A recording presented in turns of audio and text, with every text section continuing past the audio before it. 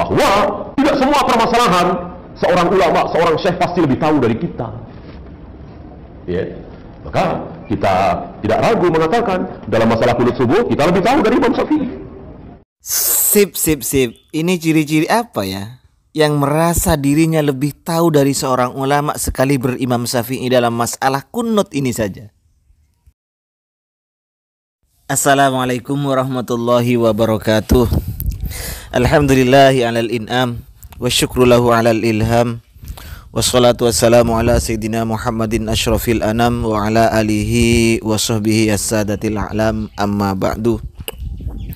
Semuanya teman-teman yang nonton video ini, saya tak lupa untuk mendoakan semoga Allah Subhanahu wa taala menjadikan kita semuanya orang-orang yang beruntung, orang-orang yang mendapatkan petunjuk dari Allah Subhanahu wa taala, menjadikan anak cucu kita semuanya termasuk min ahlil ilmi wat taqwa, amin Allahumma amin.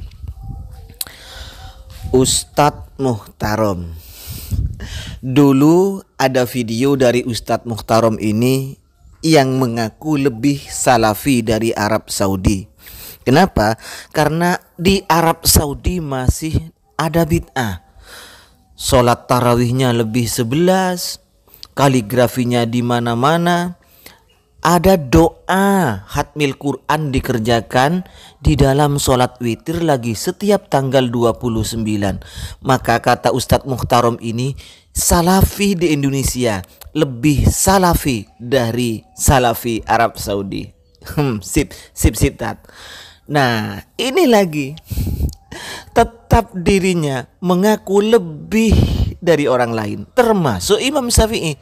Dalam masalah kunut, pandangan Ustadz Muhtarom ini, dirinya, kita katanya itu lebih tahu daripada Imam Syafi'i dalam permasalahan kunut. Wow, hebat ente tat. Memang ulama itu tidak maksum. Ulama itu bisa saja salah, Pak Ustadz. Kalau ulama sekali berimam Syafi'i sudah tidak maksum, artinya bisa salah, apalagi ente tat. Ini begini kan ya, Anda dan kelompok Anda, orang-orang yang selalu mengaku dirinya apa yang Anda yakini, kelompok Anda yakini adalah benar, yang lain salah, walaupun siapapun. Ini sebenarnya adalah penggiringan untuk menjauhkan orang-orang dari para ulama. Seakan-akan jargonnya oke sekali, kembali terhadap Al-Quran dan Sunnah. Siapapun yang menyalahi Al-Quran dan Sunnah, sahabat sekalipun, tapi jika menyalahi Al-Quran dan Sunnah, menyelisihi Al-Quran dan Sunnah, maka wajib ditolak. Jadi Imam Syafi'i kalau berdasarkan Al-Quran dan Sunnah diterima, jika tidak sesuai ditolak. Itu kan ente yang ngomong tidak sesuai dengan Al-Quran dan Sunnah. Apa yang dipahami oleh Imam Syafi'i adalah salah. Apa yang dipahami oleh Imam Syafi'i tentang kunut subuh itu adalah hadisnya dhaif, tidak sesuai dengan ajaran Rasulullah. Dalam hal ini Anda mengaku lebih alim, lebih tahu dari Imam Syafi'i. Hebat. Oke, saya acungi jempol 4 untuk Anda tat. Cuman begini ya, yang perlu diingat, yang perlu dicatat oleh orang-orang salafi wahabi termasuk Anda tat. Imam Syafi'i itu adalah salah satu dari pembesar ulama salaf. Kemudian Imam Syafi'i juga salah satu dari mazhab yang 4, Imamul Mazhab. Dari al-mazhab al-madzahib al-arba'ah ini Ustadz. Jika Imam Syafi'i saja sudah bisa salah seperti itu, apalagi Anda. Siapa yang tidak percaya, siapa yang tidak mengakui kealiman Imam Syafi'i? Terus yang menyalahkan Imam Syafi'i adalah orang yang seperti Anda. Orang yang hanya baca kitab misalnya belum bisa, banyak salahnya, itu yang akan menyalahkan Imam Syafi'i. Ngaca lah tat, ngaca. Itu adalah ciri-ciri dari Khawarij yang merasa dirinya benar, kelompok lain salah. Yang dipahami oleh dirinya adalah yang paling benar, orang lain salah semuanya. Ini ciri-ciri Khawarij, camkan ini tat.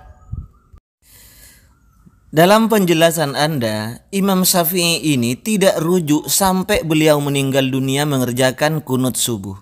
Berarti sampai meninggal dunia Imam Syafi'i rahimahullah ini mengerjakan kebid'ahan. Bukan hanya Imam Syafi'i sebenarnya dalam masalah kunut yang mensunahkan kunut subuh ini, termasuk guru beliau Imam Darul Hijrah yaitu Imam Malik rahimahullah juga mensunnahkan, menganggap sunnah mengerjakan kunut subuh, walaupun ada perbedaan antara Imam Malik dengan Imam Syafi'i. Kalau Imam Syafi'i kunut subuhnya dikerjakan setelah ruku, tapi kalau Imam Malik rahimahullah kunutnya itu sebelum ruku, dan ini katanya adalah sebagai ulas asih terhadap makmum masbuk. Artinya, kalau dalam mazhab Malikiyah, orang yang baru datang menututi imam dalam keadaan kunut karena kunutnya sebelum ruku, maka otomatis makmum masbuk itu menututi satu rakaat bersama imam, rakaat yang terakhir itu. Tapi kalau dalam mazhab Syafi'iyah, karena kunutnya itu setelah ruku, kalau nututi imam dalam keadaan ruku, otomatis satu rakaatnya itu tidak masuk, tidak dihitung sebagai menututi satu rakaat bersama imam. Kenapa? Karena dia menututi setelah ruku. Ini kalau mazhab Syafi'i. Jadi bedanya cuman sama-sama kunut, bedanya Syafi'i atau Imam Syafi'i kunutnya setelah ruku, kalau Imam Malik dan Malikiyah kunutnya sebelum ruku. Itu dua pembesar ulama salaf, dua pembesar mazhab Imamul Mazhab ini mensunnahkan kunut. Ya, Anda sampai beranggapan bahwa Anda yang tahu bahwa hadis Imam Syafi'i ai bunayya muhdas, Imam Syafi'i tidak tahu, Anda yang tahu. Hadis ai bunayya muhdas tidak sampai pada Imam Syafi'i, Anda. Artinya hadis Rasulullah itu sampai pada Anda, sementara pada Imam Syafi'i tidak sampai. Na'udzubillah kalau seperti ini, Diriwayatkan beliau masih kunut subuh, ya kan, sampai beliau wafat. Berarti beliau belum tahu kalau hadis itu dhaif.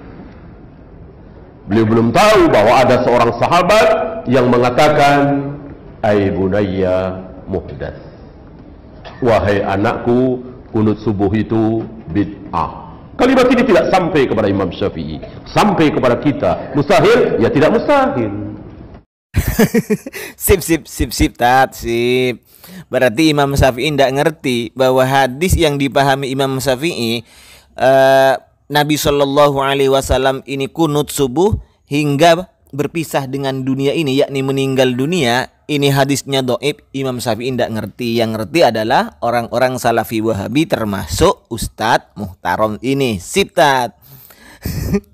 Dan juga Ustadz Muhtarom ini beranggapan bahwa Imam Syafi'i, artinya hadis Nabi bahwa wahai anakku, kunut subuh adalah bid'ah atau muhdas, ini tidak sampai terhadap Imam Syafi'i, yang sampai kepada Ustadz Muhtarom.